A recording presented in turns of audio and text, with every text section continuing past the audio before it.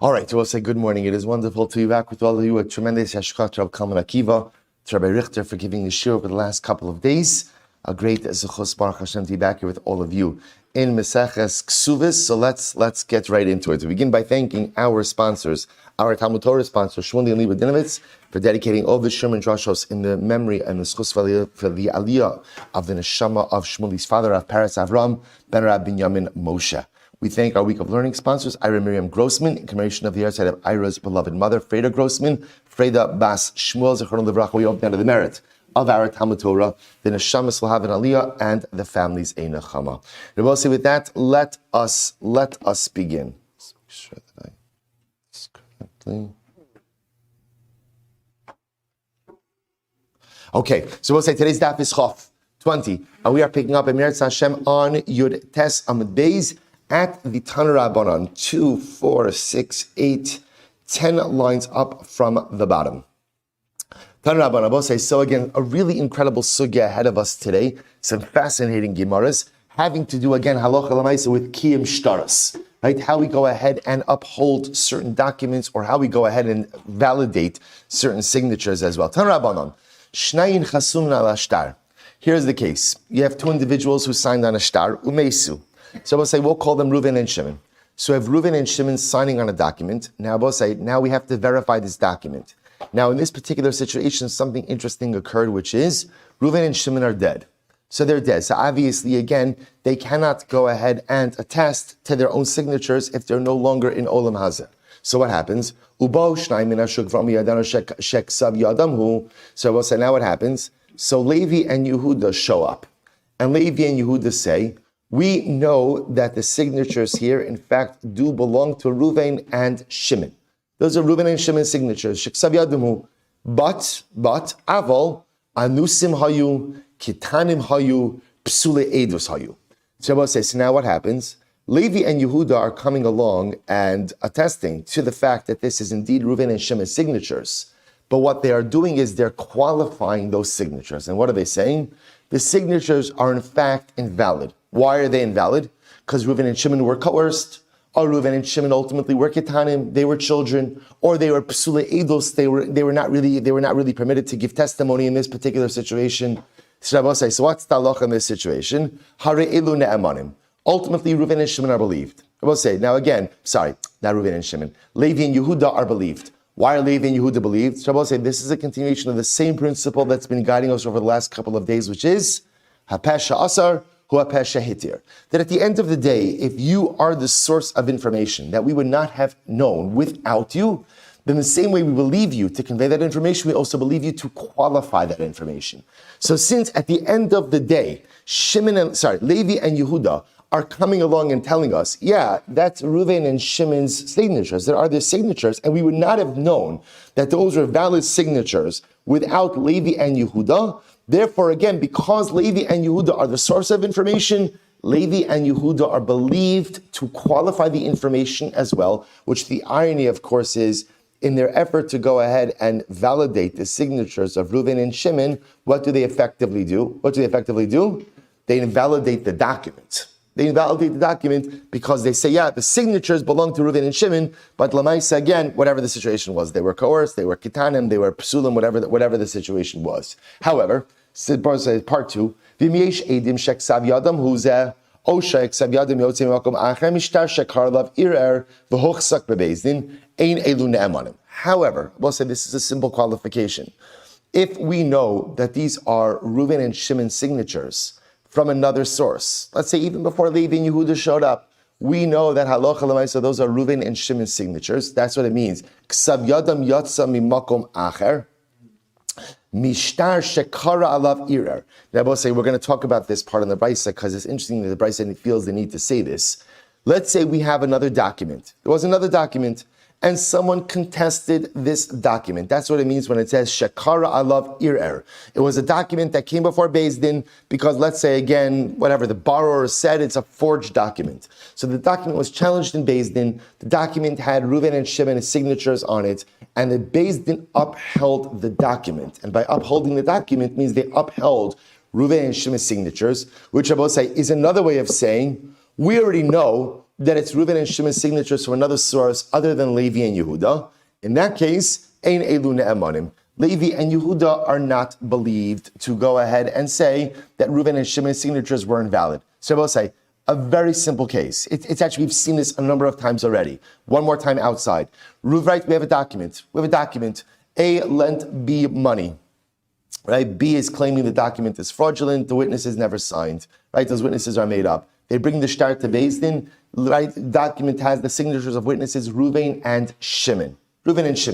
Levi and Yehuda come along and say, you know what? We testify, those are Reuven and Shimon's signatures. But we just want to tell you, we also know this transaction, and Reuven and Shimon were minors, they were compelled, whatever the situation was. So ultimately in that case, Levi and Yehuda are believed. Because since they are the source of the information, therefore they are believed to qualify the information. Part 2 of that case is, if we happen to know that these are Reuven and Shimon's signatures already. How do we know? Because we had another document that was also contested, that was vetted in Beis Din. And now we recognize the signatures, the same signatures. So we know the signatures in the document in front of us are from Reuven and Shimon. So we have essentially independent corroboration of the validity of the signatures. When Levi and Yehuda come along and say, Reuven and Shimon, they were coerced, they were young, we don't believe them in that case, which makes sense, because Lamaisa, we've validated the signatures without their testimony. Therefore, there is no pesha asar pesha hitir. Incredible. Says the Gemara, so does that mean then that we would treat this like a regular shtar? So I'll say, let's play this out a little bit. So now we would just treat it like look at Rashi for just a moment. Actually, no, not yet, sorry. We would just correct, Rashi's Babina Bey, Bitmiya. We would just collect from this shtar just like a regular shtar. So the Gemara says, Va'amai, how could that be? Trei utreininu. Rabbi will say, is this not a classic case of two witnesses against two witnesses? Rabbi will say, let's play this out for just a moment over here. A lent B money. Too many names over here, right? A lent B money, right? So now what happens? So now B wants to claim, I don't know, he paid back the shtar, it was a fraudulent document, whatever it was. But it doesn't have to be a loan. It could also be a real estate transaction. You can fill in whatever transaction you want. So now what happens? So now A, the creditor, produces a document. The document has the signatures of Reuven and Shimon in it. Okay, so now, fine, now the document is being challenged. So step 1 in Kiyem Shtaras, in upholding a document, certifying a document, is to make sure you have valid witnesses. Problem is, Reuven and Shimon are dead. So what happens? Levi and Yehuda come along, and they testify, yeah, that's Reuven and Shimon's signatures, but remember, what do? They give it a qualification. What's the qualification? It's their signatures, but the whole transaction is void. Why? Because Reuven and Shimon were minors. Reuven and Shimon were coerced by the creditor, whatever the situation is. So I will say, what's interesting about this is as follows. The Gemara says, here's the problem. Is this not a classic case of treyu trey? In other words, I will say, what we have over here is, you have two witnesses who say that the shtar is good. Who are the two witnesses that say the shtar is good? Who? Reuven and Shimon, who are the signatures. They say the shtar is good. I have Levi and Yehuda who are saying the shtar is not good. So I will say this is a classic case of trey utrey. Now, whenever you have two witnesses against two witnesses, at the end of the day, what do you normally do? Maintain status quo. That's normally what happens. So the Gemara says, so I will say, see, here's what's interesting. What the question is really, I think we're going to have to move on. What the question is really focused on, it's such a fascinating case. The mechanics are fascinating. What's just fascinating about this particular situation, I will say, especially in the second case, is essentially where Reuven and Shimon, the validity of their signatures is already known from elsewhere. It seems to be that we totally discount the testimony of Levi and Yehuda that the signatures are invalid. And the Gemara is essentially questioning, which means that we would allow you to go ahead and collect with the shtar. So essentially the Gemara is saying, how can you allow someone to collect with the shtar? Don't we have two witnesses against two witnesses? I've got Reuven and Shimon signed on it, but I've got Levi and Yehuda testifying that at the end of the day, the signatures are not good. So how can you collect with such a shtar? So the Gemara will say a couple of approaches. We'll say this is fascinating. There are two different ways in which you can go ahead and invalidate edus. One is hachasha, one is hazama. What's the chelak? Let's work backwards. We'll say hazama is the class. What's hazama? Reuven and Shimon show up and say, we saw A kill B. We saw A kill B. Levi and Yehuda show up and they say, Reuven and Shimon, impossible. Impossible. You could not have seen that event. Why? Imanu hayisim. You were with us. So I will say, that's called hazama, where the second set of witnesses tell the first set of witnesses, you're lying. You could not have seen what you claim to have, which could not have seen what you have claimed to have seen, because you were with us at the time of the event. Now I will say, remember, in hazama, the second set of witnesses are not weighing in as to whether the event occurred or not. Maybe A did kill B. That's quite possible. Lamaisa, what they're saying is what? Right, Reuven and Shimon, there's no way you guys saw that. There's no way you guys saw that because you were with us. That's hazama. Hachosha is good old contradiction, right? Two witnesses say A, and two witnesses say the opposite of A, right? So now I literally just have two witnesses against two witnesses, and they're just duking it out a little bit over here. So listen to this. Rav Shesha says, Zosomeres, Hachosha tchilas hazamahu. So Rav says, actually very interesting. Rav Shesha says that by definition, built into hazama, edim zomamin, is hachosha, which makes sense. In other words, within every edim zomamin, there is an inherent contradiction of testimony. So the beginning of any hazama is hachosha, which is another way of saying these two processes are linked. Top of chav, ukishem shein mazim es ha'edim ela bifneihem, kach in machishin es ha'edim ela bifneihem. Oh, I will say, now once I understand that the processes of hachosha and hazama are linked, because if you think about it, by definition, in order to make edim zomamin, what you have to say is what? What you have to say is what? That what you're saying is not true. That's hachosha. That's hachosha. So therefore, Rav Shesha says, the same way that you cannot make edim zomamin, unless you are in their presence, so too you cannot do hachosha unless you are in the presence of the original witnesses as well. Now I will say, if you look at Rashi for just a moment, Rashi quotes over here, we're not going to get into it now, but Rashi explains how you know that you can't make edim zomamin unless you are in the presence of the first set of witnesses. In other words, there's no such thing as making people edim zomamin in absentia.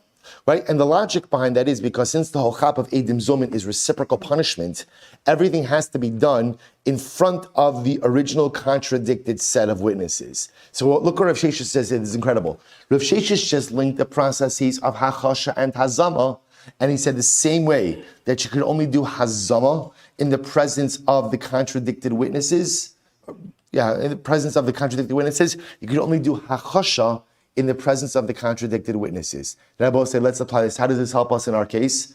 This is why, remember again, Rabbi said in our case, right, everything is centered on the signatures of Reuven and Shimon. What's Reuven and Shimon's current state? Dead, right? So therefore again, there's no bifneihem. There's no bifneihem. Because there's no bifneihem, therefore there's no hachasha. Because there's no hachasha, there's no contradicting dead witnesses. Therefore, what? Halacha l'maaseh in case number 2, where we have Reuven and Shimon's signatures validated from an external source. When Levi and Yehuda show up and they start to say, no, but the signatures were not good, they were compelled, they were minors, we simply don't listen. We simply don't listen. Rav Shesha says because of a technicality, because hachosha, contradicting testimony, could only happen in the presence of the witnesses whom you are contradicting. Fascinating technicality. So the Gemara goes weiter. The Gemara, Rav Nachman. So Rav Nachman says that doesn't make any sense. That doesn't make any sense. So we'll say, so just to be clear, what we're just trying to figure out is in case number 2, where Reuven and Shimon's signatures have been upheld through an external source, right? So therefore again, we've validated their signatures.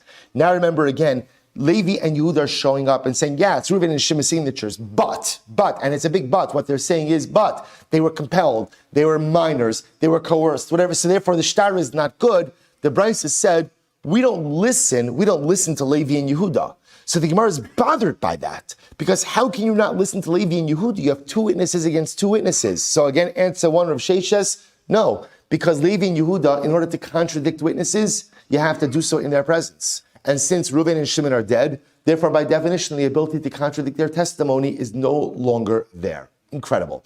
Next, Rav Nachman questions this. Rav Nachman doesn't make any sense. If Reuven and Shimon were alive, and Levi and Yehuda came and wanted to contradict their testimony, Umachishin havalu akasha, v'lohaya mashkachina behu, davila eidos, davila eidos mechesh. Someone said that would work. That would work. And therefore, we would not listen to Ruvain and Shimon when there was another set of witnesses coming along and contradicting them. Hashta delesnahu. Now Ruvain and Shimon are dead. And we could say, Di'ilu havulu kamon, dilma havum odule. You know, say there's always an interesting possibility, which is what? Imagine Ruvain and Shimon were alive. Imagine Ruvain and Shimon were alive. And now Levi and Yehuda showed up. And they said, Reuven and Shimon, it's your signatures, but come on. You guys were coerced, or you were minors. There's always the possibility that what? That Reuven and Shimon would admit it. Admit it. Rav Nachman says there's always that possibility. So the Gemara says, so hashtag lesnu de'ilu havelu kama dima hava modelo mamne. So I will say, therefore Rav Nachman argues on Rav Sheshes. Rav Nachman says it can't be that there's no such thing as hachasha outside of the presence of the original witnesses. There has to be the ability to contradict testimony at any point and at any time.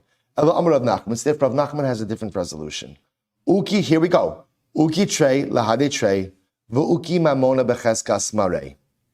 So Rav Nachman says, the truth is, it's very simple. When you have a case like this, Rabbosai, and again, in this particular case, where what's happening?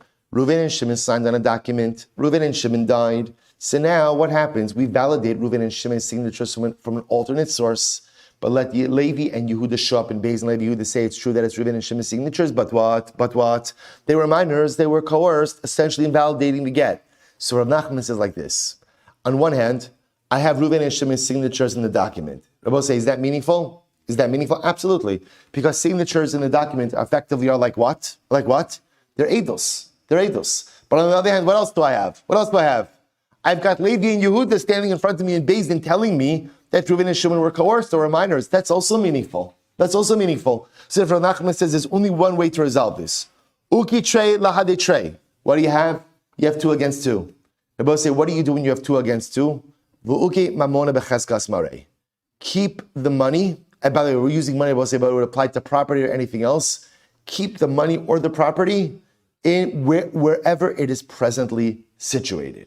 So whoever has the money, whoever has the property, essentially, when you have contradiction within testimony, maintain status quo.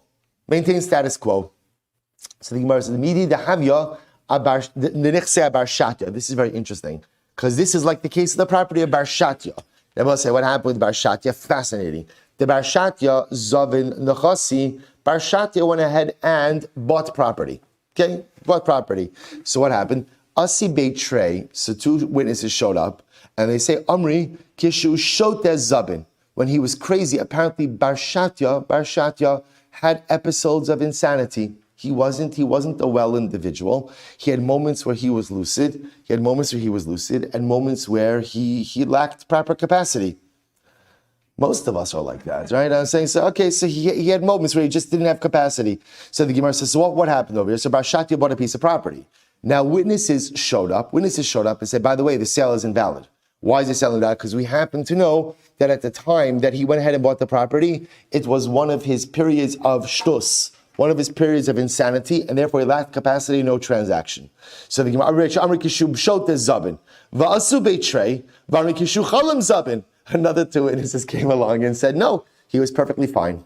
He bought it and he was perfectly fine. I will say, by the way, also an incredible Musar Haskell, how people could perceive the same event, and yet see 2 dramatically different things within the same event. People can know the same person, and some people could say, a tzaddik, and someone else could say, a shota. Right? I will say it's so important, because when what we see in life, whether when you see people or when you see situations, just understand, never are you seeing objective truth.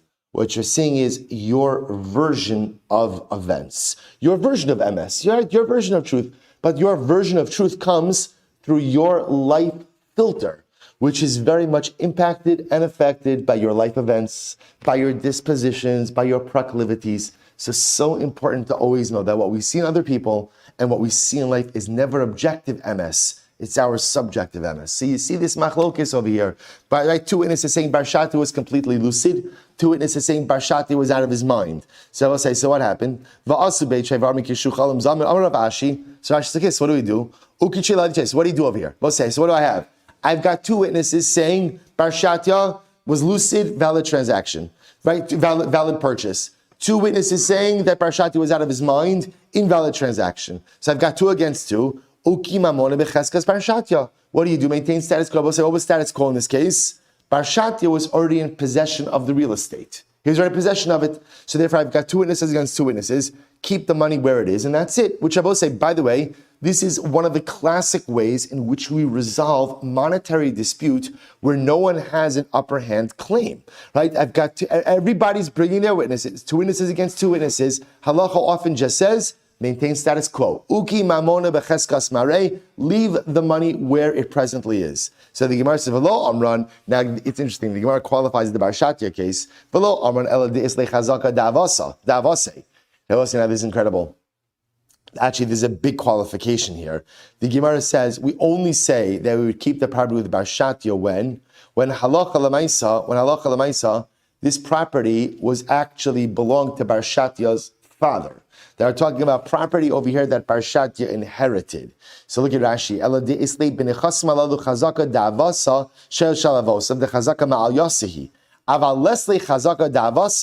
But I will say, if we're actually talking about over here a piece of property, that's what? That Bar Shatya went ahead and bought himself, we have a problem. Why? Because Amrinon Kishu Shota Zaban, Ukushu Shota Zavin. It's just as possible that he was a Shota when he bought it, and a Shota when he sold it. So say, this is just an interesting aside. In the Bar Shatya case, the only way that Chazaka works is if we know with absolute definity that this property belonged to Bar Shatya. Now, the only way to know with absolute certainty that this property belonged to Bar Shatya is how? Is if it's inherited property. Because assuming that his father was a normal guy, right, a healthy guy, or with a guy, so then Lamaisa, Bar Shatya inherited the property, which means we know with absolute certainty that at some point in time, the property was absolutely his. But interestingly enough, if we're actually talking about property that was bought and sold by Bar Shatya, that's a much bigger issue. Because there we could say the same way that maybe when he sold it, he was a shota, when he bought it, he was a shota, and therefore maybe there's absolutely no ownership on part of Bar Shatya at all. So if you look at Rashi, he says, if we're talking about property that Bar Shatya himself bought and didn't inherit, and at the end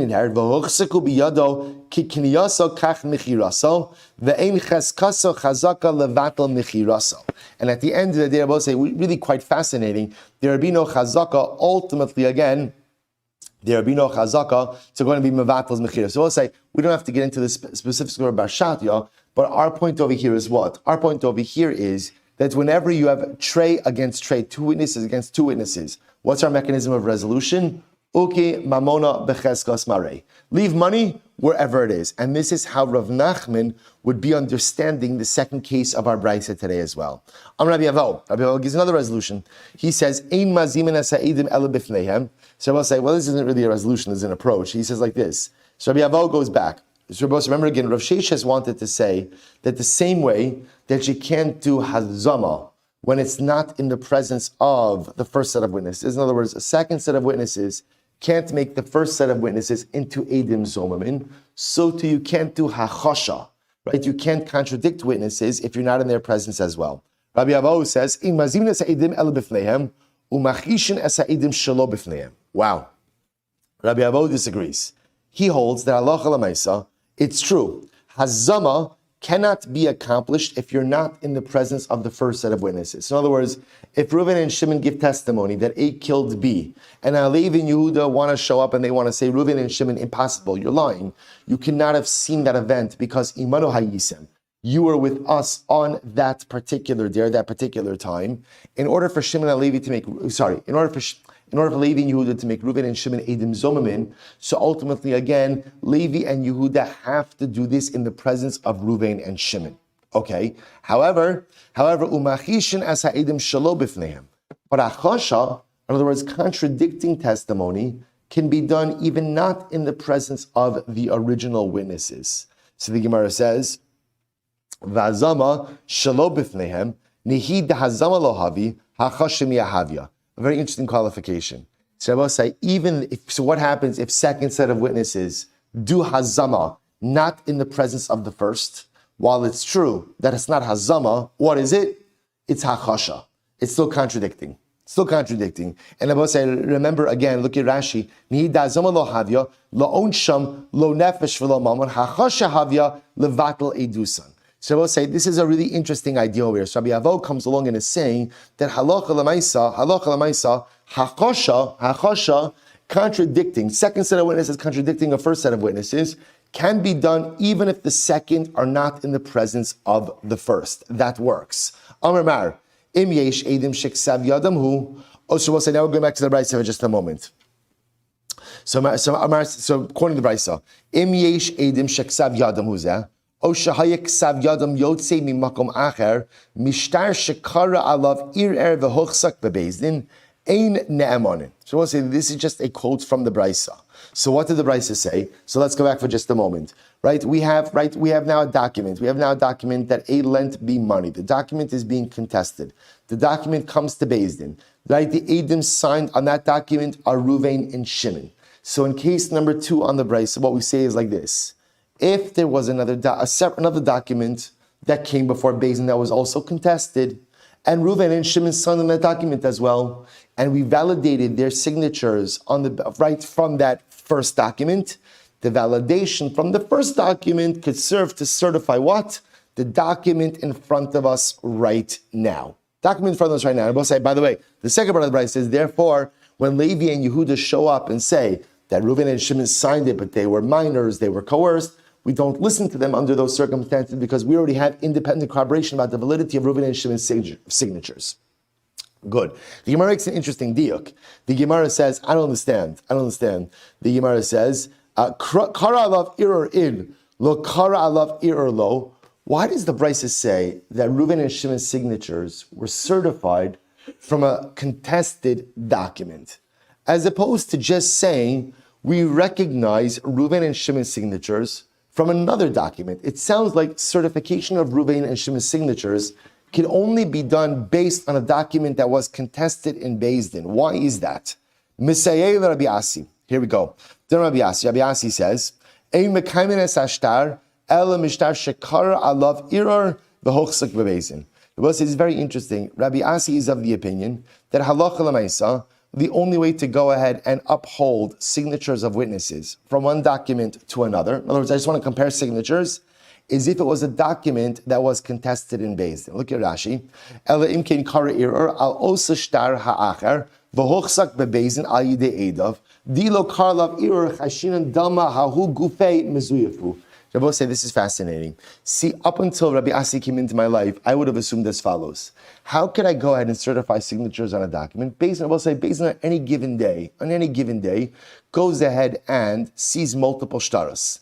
And I will say it's also possible that you have the same witnesses signing on a number of different shtaros, right? Either because maybe sometimes Beis Din had on-staff witnesses, right, which a transaction happens in front of Beis Din, or maybe there's just 2 guys who you know are always around, right? Reuven and Shimon, they're always around. So they're available to go ahead and witness stuff. So before Rabbi Asi came along, I would have thought to myself, the truth is the way I go ahead and validate signatures like this. I have Reuven and Shimon signed on document A, right? But I also know that what? They've signed on other documents. Let me just produce another document, right? Based on just compare. As long as the signatures sign up, we're good to go. Rabbi Asi says no. The only way to validate signatures of witnesses from previously existing documents is if those previously existing documents were contested.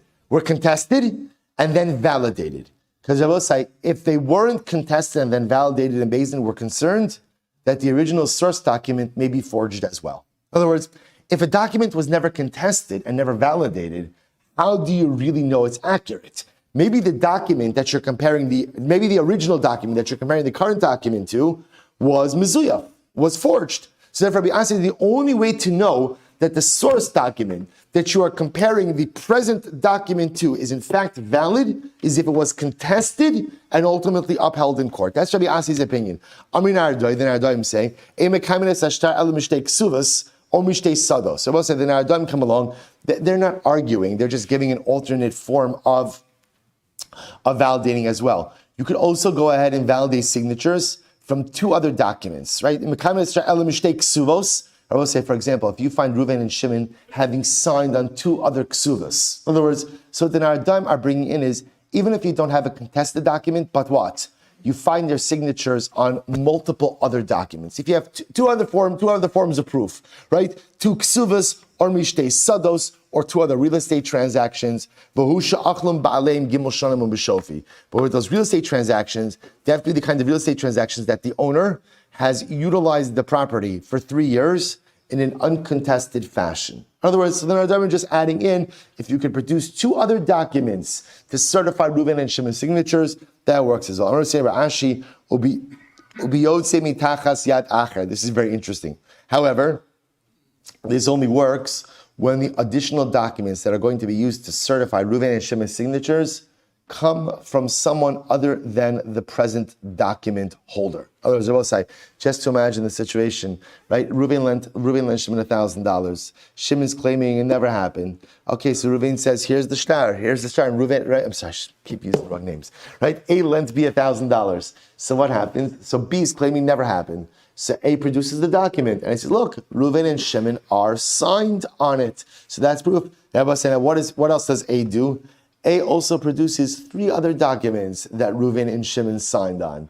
Nah, I don't think that works, right? In other words, if we're going to go ahead and validate Reuven and Shimon's signatures from other documents, the other documents have to be sourced elsewhere. They cannot come from the person who's holding the present document. So Gemara says, why not? Why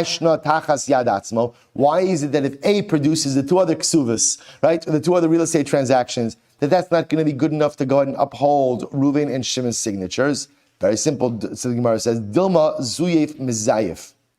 What do we consider say? Because maybe A got a hold of these other documents, and what happens? He studied how to go ahead and forge Reuven and Shimon's signatures, and that's what he's done on this current loan document. To which the Gemara says, one second, Mitachas Yedei Achar Nami, Dilma Azal V'Chaza Asav Zayif. Maybe I will say, so I don't understand. Maybe even if A doesn't have the documents, maybe A saw the documents somewhere else. He studied the signatures, and maybe he still forged Reuven and Shimon's signatures on the present document, even though he's not in a position of those original documents. To which the Gemara says, Kuli Hailo Matzah Mechavig. We'll say, we assume that people could do forgeries. But we'll say, in order to do a forgery, what do you need? What do you really need? You need time with the source documents, right? In other words, so if Reuven is the one producing the 2 other Kesuvos, the 2 other real estate transactions, and now he has a loan document that also have Reuven and Shimon on it, then I have a concern that maybe he studied the other signatures very closely and forged this current document. But I will say, to get a quick glimpse of signatures on someone else's document and then be able to replicate that on your document, that we don't assume people could do. Tan Rabbanon. I will say another fascinating case. Listen to this. I will say, this has always bothered me. I will say, sometimes you witness an event. Right? Let's say, right, and then what happens? Then what happens? Years go by, you don't remember the event. Now the truth is, many times this happens, like if you get a kibbut or something at a chasana, someone reminds you, oh, it was so special to have you as the Eid Kiddushin under my chuppah. Like, yeah, it was very special. Just remind me your name once more, right? And I say, so Lemaisa, here's something so fascinating.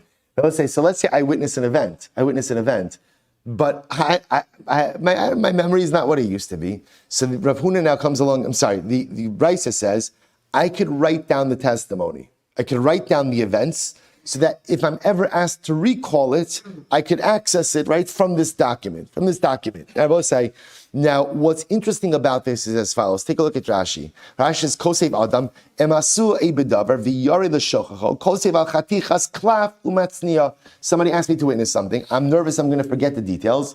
I can write down the testimony, and therefore if I'm ever called upon to recall it, I have it there. Rashi says, Umeyed, api osiksav. So what's the novelty, Abosai? So listen to this. Rav Huna, v'husha zochra me'atzmo. Rav Huna says, but it has to be that at least you remember some details on your own. Look at Rashi. It's zochra me'atzmo. Below uriyas ashtar niskar ktsas me'idusa me'ilov. Rav Huna says it has to be that you remember some of the details on your own. In other words, if you remember nothing at all, and you're just going to read from a piece of paper, that's not enough. There has to be that you remember some of the details. So Rav Yochanan says, no, even if you don't remember at all. Rashi says, they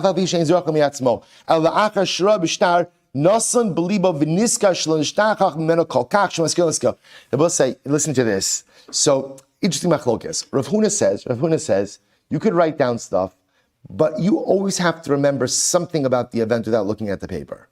Right? Rav Yochanan says, even if you remember nothing, but when you look at the paper, that jogs your memory, you remember a little bit, that's fine. That's fine. Then I will say, now what's happening? Look at the rest of that Rashi. Listen to this. So we'll say, so Rabbi Yochanan says, even if you remember nothing without looking at the paper, but once you look at the paper, it jogs your memory. Now you remember more details, that's fine. However, about ino niska lagamre, lo. They will say, if you remember nothing about this event, nothing, and all you're doing is reading off a piece of paper, that type of edus does not work. Why not? They both say this is incredibly important. In halacha, testimony has to be something that is the result of cognitive recall. Right? A cognitive recall, you have to remember events. If you don't remember an event and all you're doing is reading off a piece of paper, ultimately, again, that is not testimony. So this is fasting. So look what's happening over here. Ruvain is witnessing something that he knows is important. The type of testimony that he may be asked about years later. So what does he want to do? He wants to write it down. So say he can write down the facts as they were. So does that work? Machlokes Rav Huna and Rabbi Yochanan. Rav Huna says it works, but he's always got to remember something, even just some fact without accessing the paper. Rabbi Yochanan says no, even if he remembers nothing, as long as when he accesses the paper, it jogs his memory somewhat, so now he has some level of cognitive recall, that's fine. But even Rav Huna says, if he remembers nothing at all, and all he's doing is reading off the paper, that's not edus. Fascinating. So the Gemara says, Amar Rabba says, Shemami Amar Rabbi Yochanan. So learn out from Rabbi Yochanan something interesting, which is Hanu Beitrei. Listen to this. The Yadi Sadusa, Umenashi Chad Benayu Mitkar Chad Lechave. We'll say, watch this. Therefore, if you have two witnesses who witnessed something, and one of the guys forgot, so one witness could remind the other witness. I was about to say, so it's interesting, because without this Gemara, I would say one witness reminding the other witness is what? Tampering, right? It's called witness tampering, right? It's called kosher. You can't do that. To which the Gemara says, no. What you can do is, if two guys witness the same event together, one could try to coax the memory of the other. And as long as the second one ultimately has cognitive recall on his own, he then remembers, oh yeah, now, and everybody say, it's my simcha yom, right? You don't remember something, somebody kind of throws you like a factoid, and then like, oh yeah, I remember that, I remember that, and then it jogs the memory. That's mutter. Quite incredible. But listen, ibaylahu atzmo mai. Everybody say, this is fascinating. What happens, Rashi says, Atzmo mai, im bal din atzmo maskira echnis kamar. I will say, listen to this. Ruvain lent Shimon $1,000, about A lent be $1,000, and Ruvain and Shimon were the witnesses. So now B contest never happened. So they come to Beis Din. Ruvain and Shimon show up. Ruvain says, listen, the truth is, I don't remember the details. They will say, could A, the lender, say to Ruvain, oh Ruvain, you remember, there was this, there was that, we sat at my house, I sat at my table. So I will say, is essentially the reminding permitted to come from one of the litigants, right? Or is that permitted? So the Gemara says, listen to this. So Rav Chaviva says, yes, even one of the litigants is permitted to go ahead and remind the witnesses. They both say, the witness has to have some level of cognitive recall on his own afterwards, but the shaila is it permitted for one of the litigants to like dangle the fact in front of the witness in order to go ahead and get him to remember? So Rav Chaviva says, yes. Atzmo lo. No, the litigant can't do it. The halacha is atzmo lo, which I will say makes sense. Because Lamaisa, again, if you're going to have a situation where, again, litigants can start, quote unquote, reminding witnesses as to what has occurred, it kind of throws into question. Also because, the mind is interesting like that sometimes the way someone says something also could slant the way that I recall it, which is quite fascinating as well. So halacha l'maisa, as much as one witness could remind the other, ultimately, again, litigants cannot go ahead and remind the witnesses. Rabbi say, Amud Beis. Listen to this. But if the aid is a Talmud Chacham, afilu atzmo, then ultimately, again, even the litigant could remind the witness. What's the reason? I will say, look at Rashi, afilu atzmo, top line on Rashi. Shabal din, the tzorah de rabbanon, ilav dechi rami anafshe, midkar shapir, lo hava samuch asveika lamekam basudi. So I will say, the concern is, in a case where it is one of the litigants who's dangling or who's providing the facts to jog my memory, is that the witness may lie consciously, subconsciously. But if the witness is a tzar mirabban, is a Talmud Chacham, one of the hallmarks of a true Talmud Chacham is MS. Talmud Chacham is supposed to be the ambassador of the Ribono Shel Olam. The Ribono Shel Olam signet, right? His signet is MS, and therefore ultimately, again, the Talmud Chacham also has to have emes. So if it's a Talmud Chacham and he's the aid, he's not going to say anything that he does not remember on his own. Therefore, even if he's quote unquote reminded by one of the litigants, it does not go ahead and invalidate his testimony. Listen to this case.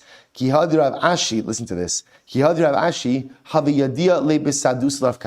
time, Rav Ashi knew testimony on behalf of Rav Kahana, whatever the case was. Amar lei, Midokir mar hai sahadusa. So Rav Kahana said to Rav Ashi, do you remember the testimony? Right? Do you remember this event that you witnessed for me? So Amar Leilo. Rav Kahana said no. I'm sorry. Rav Ashi said no. I don't remember any details of the testimony. So Rav Kahana says, V'lav hachi v'hachi ava. Rav Kahana says, really, you don't remember? This happened, that happened, this event, that event. Amar Leilo yadana. Rav Ashi said, look, I'm going to be honest, I just don't remember. The sof itgar Rav Ashi asidle. Then at the end, Rav Ashi did remember. He remembered, and he testified on behalf of Rav Kahana. Chazi Rav Kahana dechava mechasim. He saw that Rav Kahana was like surprised. So Rav Kahana was surprised. Then I was saying, why was Rav Kahana surprised? Rav Kahana was surprised because he felt, how could Rav Ashi go ahead and testify? He didn't remember. He told me he didn't remember. So Rav Kahana was concerned that maybe Rav Ashi is only testifying based on what? Like the nuggets of information that I, the litigant, fed to him. So Rav Kahana was very surprised. So Rav Ashi, so what happened? So Rav Ashi says to Rav Kahana, do you think I'm testifying based on the information you fed me? I remembered. While it might be true that your statements may have helped to trigger my memories, but the testimony I'm giving here today, at the end of the day, is not based on what you said to me, but rather is based on my own power of recall. Incredible. So I will say, this story is an illustration to the previous halacha, which is as much as we say that halacha l'maisa, the litigants are not permitted to jog the memory of the witnesses. If the witness is a Talmud Chacham, then it is permitted, because we assume that a Talmud Chacham is not going to testify to something that he does not have his own 1,000% cognitive clarity on. Another case, Rabbi say, Tanan Hasan, we learn, fascinating case. Hatilulios hakrovos bein le'ir bein ladera. So we'll say, telulios. What are telulios? Look at Rashi. Tile karka. We'll say these are mounds of earth. Mounds of earth. V'derech b'nei adam likbar b'tal mishum de'in b'nei adam matim min haderech lavar alav. V'yevadech, supposed to listen to this. Interesting case. You find mounds of dirt. And I will say, what's the concern when you find mounds of dirt? What's the concern? Grave. A grave. So watch this. Hatalulios hakrov. You'll see why this Gemara is here in just a moment. Hatalulios hakrovos. So say if you have mounds of dirt that are close, either to the city or to the road, whether they are new or whether they are old, tameos. Ultimately, again, they're tamei. They're tamei. When we say tamei, we assume that there's a body there. Look at Rashi. This is very interesting. Echad chadashos shein zman rachok shlo haya kantel diikala meimar kevon v'chadoshi im isa shenikbar sham meis. Midkar dokirle, afa pitmeos misafi techevin dismuchali ir ikala meimar isha yichida halcha v'karva nefasham. Let's listen to this. This is the first halacha. If you have mounds of dirt that are close to the city or close to the road, whether they're new or whether they're old, they're tamei. Then I both say, now what's the pshat? If they're old, let's work backwards. If they're now because they're karov, well, if they're old, could be there's a grave somebody forgot about it. Even if they're new, they're still going to be tamei, right? Why? I will say now generally you would think, well, if they're new, if somebody was buried there We'd know about it. What's the concern? Sometimes a woman, Rahman al-Islam, has a miscarriage, and I want to say the halacha is, by a miscarriage, you have to bury the fetus.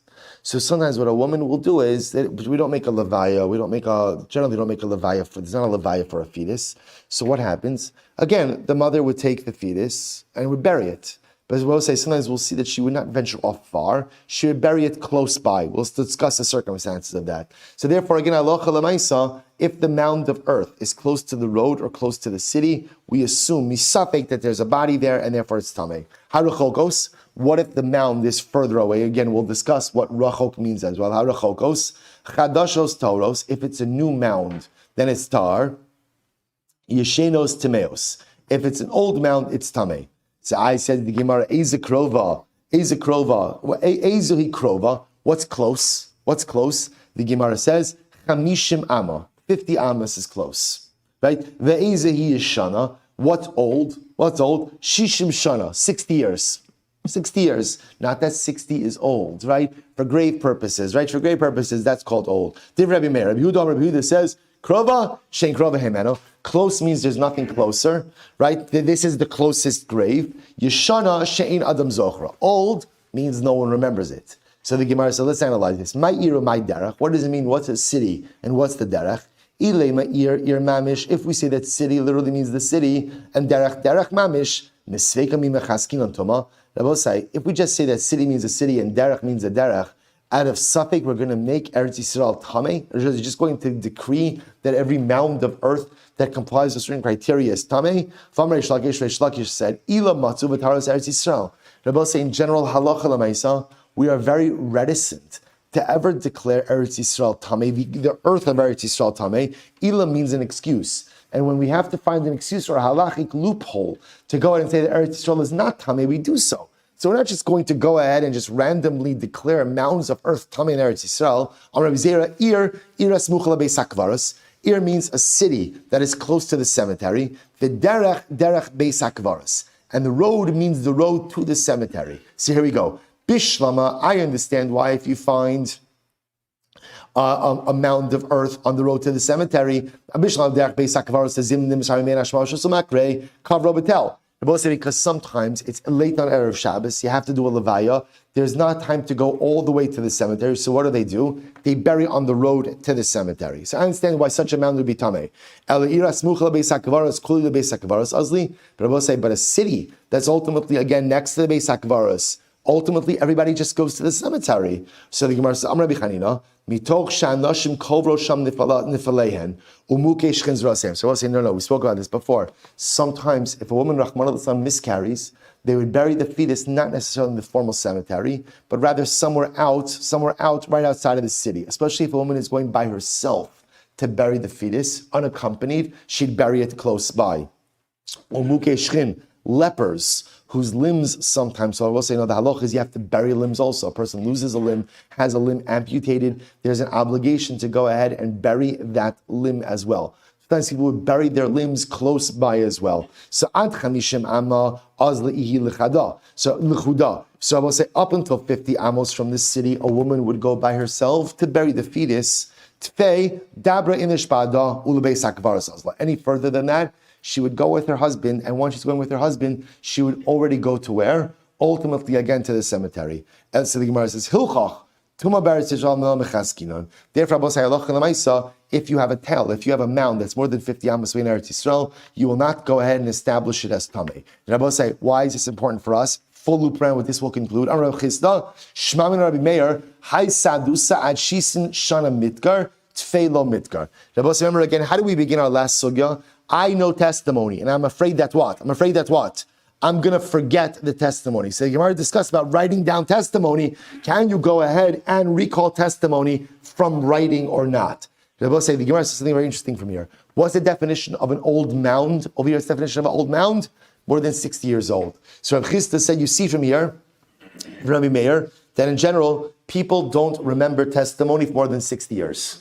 They don't remember testimony for more than 60 years. So the Gemara says, so that's from the Gemara, to which the Gemara says, no, that's not true. That's not true. Velohi, hasamhu delo ramya ale, aval hacha, kevan de ramya ale afilu tubanami. I will say that's not true. When do people forget information? when they were never entrusted with having to remember it to begin with. So I will say, if there's a mound, no one was specifically tasked with remembering the identity of that mound. So therefore, halacha l'maisa, that is forgotten.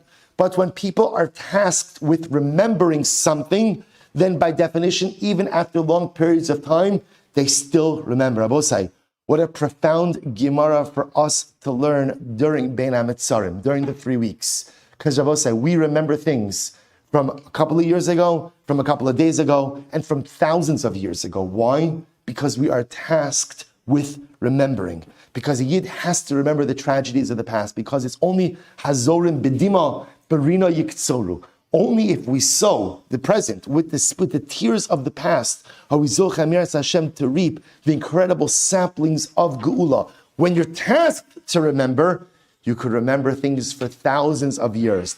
When it's L'Rami Alei De'inish, when you have no obligation to remember, then things could be easily forgotten. I will say Shkaya.